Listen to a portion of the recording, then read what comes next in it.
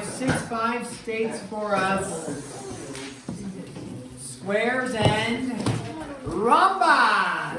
Rhombi. Okay, square and rhombi. Now, here's the deal. Squares and rhombi. Rhombi is the plural. Rhombus is the singular. Rhombus. Okay.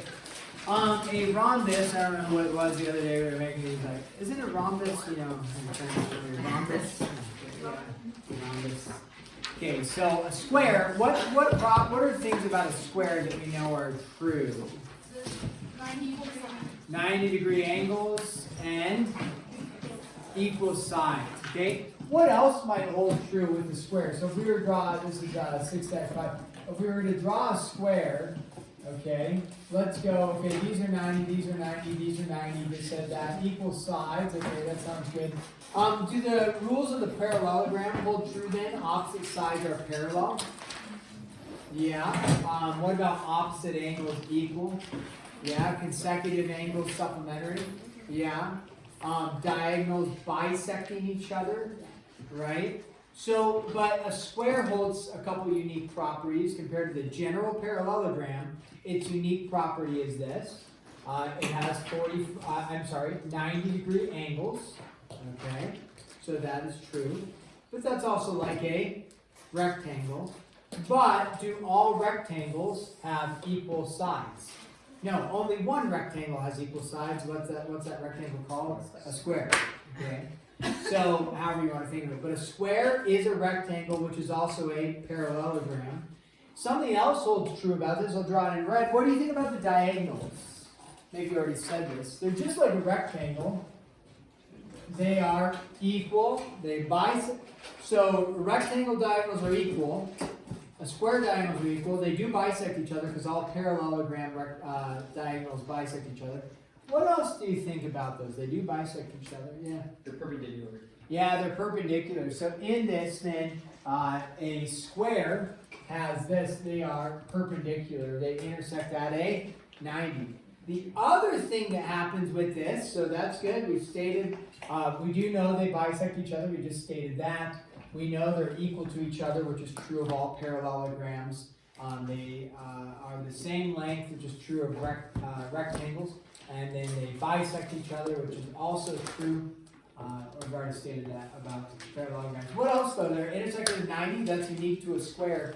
Anything else about it? Do you think just based off the picture? Yeah. Angle bisector? Yeah, it's also an angle bisector. Good. Now, in this case, if it's a 90-degree angle and it's bisected, how much is each angle? 45. Yeah. So that's unique to a square, that it's a 45 and a 45 cut. Okay. Now, when I say unique to a square, because when I draw a rhombus is a square. So all squares are rhombuses, but not all rhombuses are squares. So a rhombus you can think of as like a diamond or like a square that's just been pushed together. So it holds all the properties of a parallelogram. A rhombus is a parallelogram, but it also holds the properties of the square that we were just talking about, except the angle measures aren't 90 and the diagonals are not equal. But let me draw what happens with a rhombus. Okay, so a rhombus, all sides are the same. Okay, perfect. The angle measures are not equal, but they are, just like a parallelogram, they are supplementary. Opposite angles are equal. The diagonals are not equal in the general rhombus unless it's a square. But the diagonals do, that was a poor diagonal, but leave it. The diagonals do bisect each other and they do intersect at a 90. And they do cut the angles in half. It's just not a 90-degree angle cut in half. So we don't know. It's not like 45 and 45 like it was for the square. Okay? So is a square a rhombus? Yes. But not all rhombuses are squares. So if you have a rhombus, it doesn't mean you have 90-degree angles. It doesn't mean your diagonals are equal. But what it does mean is everything about a parallelogram, check. And then in addition to the diagonals intersect at a 90, all sides are the same, and the diagonals bisect the angle measures. Okay, and I didn't show it up here, but it bisects this angle measure as well. Okay, any questions about this is a rhombus, this is a square, also a rhombus, also a rectangle, also a parallelogram. This is a rhombus and a parallelogram. Is it a square? No. Is it a rectangle? No. Okay? Let's just do a couple examples, find some examples that they might have too. Let's see here. Should we just do a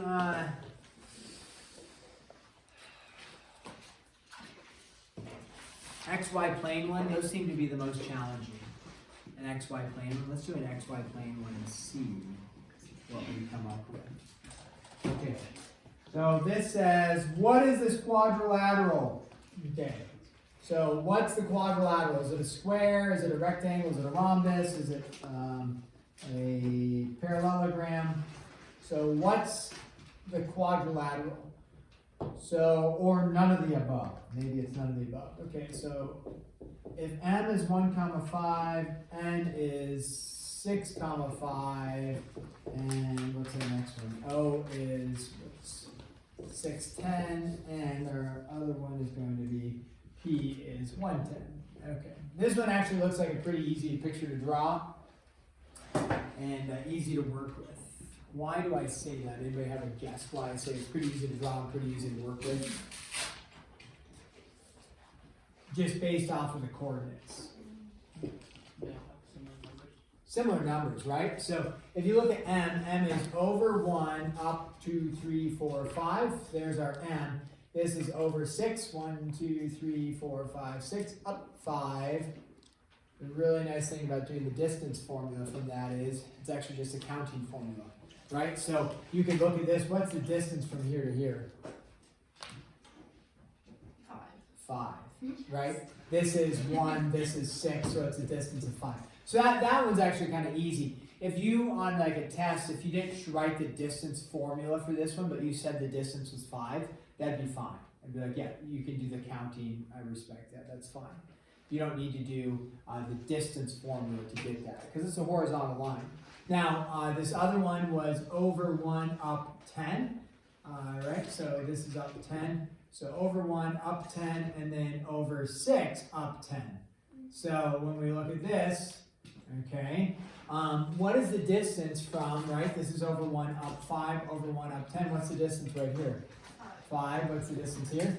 5. What's the distance here? 5. Okay, now, what this tells us is, what kind of shape are we dealing with, at least?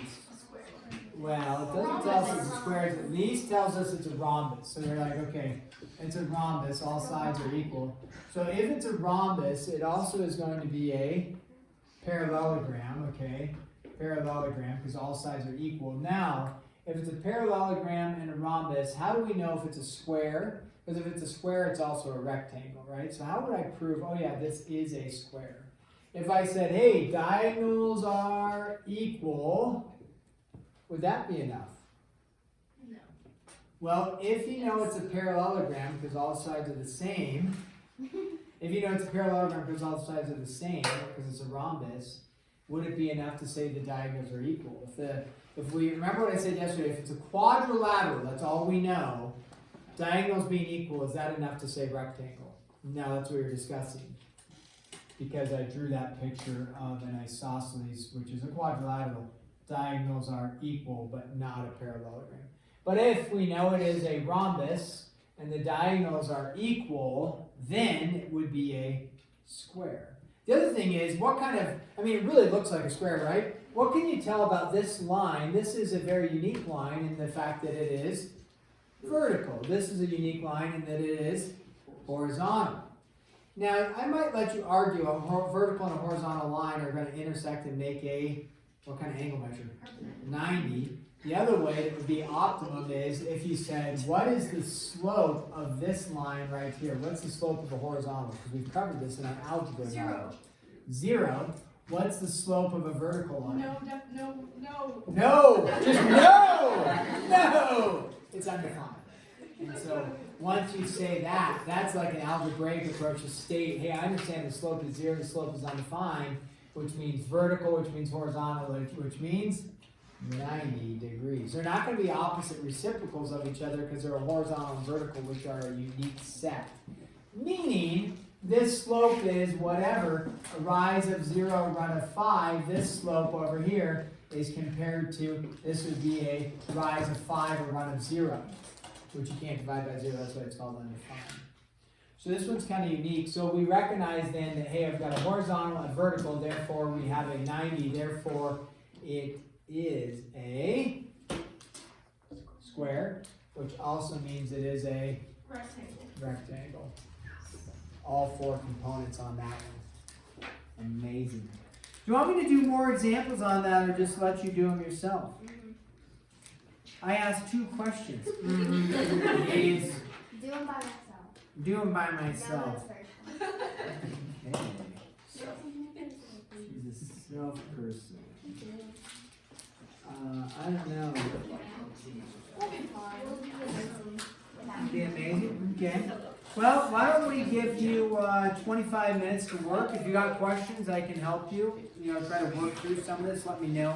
We'll just kind of pause there in our discussion, and that's it.